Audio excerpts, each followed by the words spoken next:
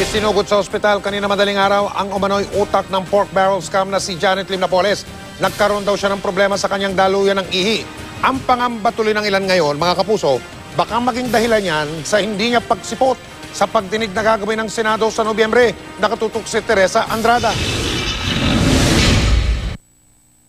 Pasado 1:00 ng madaling araw, isinugod sa ospital ng mga taga-PNP Special Action Force si Janet Lim Napoles nang makaranas siya ng pananakit ng tiyan, pagkahilo at pagsusuka. Mula sa Fort Santo Domingo, Santa Rosa, Laguna, dinala siya sa Southern Luzon Hospital. Sa inisyal na pagsusuri ng attending physician sa kampo, may bato sa ureter si Napoles. Ang ureter ang tubong dinadaluyan ng ihi mula sa pantog. Matapos suriin sa ospital at matiyak na stable na ang kondisyon, ibinalik sa detention facility sa kampo si Napoles 3:30 ng madaling araw. She was already complaining about pains, no?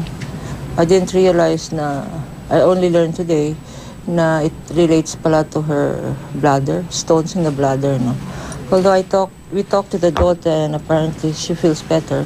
Ayon kay Attorney Kapunan, ang pagkakaroon ng bato ay komplikasyon ng diabetes ni Napoles. Hindi raw batid ni Kapunan kung may history o nakitaan na noon ng bato sa bladder si Napoles. Sa November 7, nakatakdang humarap sa pagdinig ng Senate Blue Ribbon Committee si Napoles. Pangamba ni Senador J.V. Ejercito, baka dahil sa kondisyon ni Napoles, hindi siya makadalo sa pagdinig. Well, wag naman sana kasi naging naging common, masyado naging common naging common practice na kapag naharap sa ganitong hearing ay o sa ganitong magtadig ay lagi na lang naka-wheelchair, lalo nagkakasakit. Huwag naman sana this time. No, I'm hoping na hindi naman sana mangyari. Pero umaasa si Kapunan na magiging maayos ang kondisyon ni Napoles para makadalo sa pagdinig. Wala raw silang balak na humiling ng hospital arrest. Mahirap imbentuhin ang bato sa bladder, ha? Because nakikita yan ng x-ray or ng machine.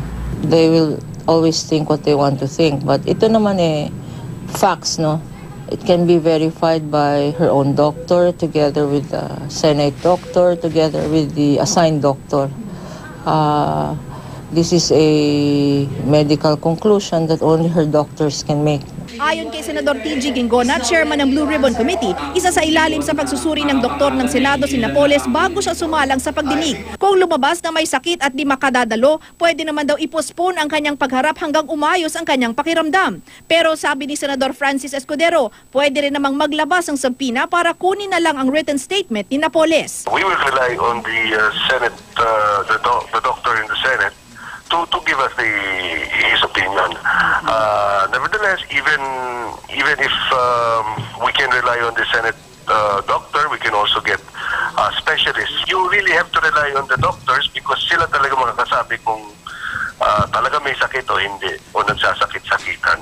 Mahigit 1 buwan nang nakakulong sa Fort Santo Domingo si Napoles. Kwento ni Kapunan, malaki na raw ang ibinawas ng timbang nito. Nakararanas din daw ng anxiety ang kanyang kliyente dahil sa tagal ng itinatakbo ng bail hearing nito sa Makati RTC. Nitong mga huling araw, umiinom na raw ito ng tranquilizers para makatulog. Meron kaming formal request in writing na sana samahan siya sa gabi, no? Because in the solitude of her room, she cannot sleep.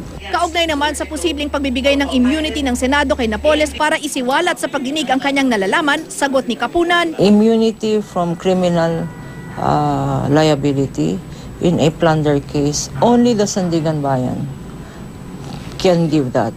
Teresa Andrada, Nakatutok, 24 Oras.